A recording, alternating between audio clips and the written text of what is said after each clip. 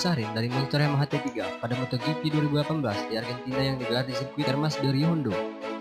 Menurut Aphisahrin, sirkuit Termas de Hondo memiliki lintasan lurus dan berkelok. Untuk bisa menaklukkan GP Argentina, kuncinya terletak pada keseimbangan yang tepat dalam hal kecepatan dan penanganan.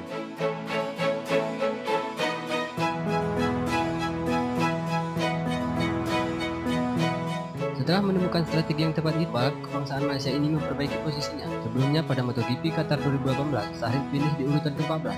Saya ingin terus mengumpulkan poin dan melakukan lebih baik daripada yang saya lakukan di GP Qatar, kata Sahrin yang dikutip Bola Sport dari tim ST.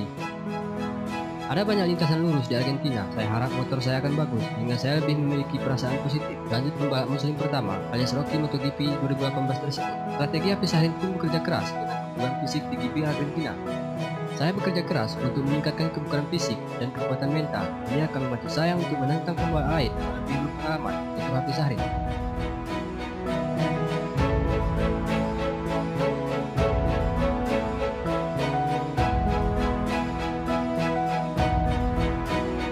Sepanjang karir di Moto, Aphisahrin sudah sangat akrab dengan lintasan sirkuit Termas de Hondo. Pembalap berusia 23 tahun itu pernah finish di urutan ke-6 pada musim 2015 dan 2016.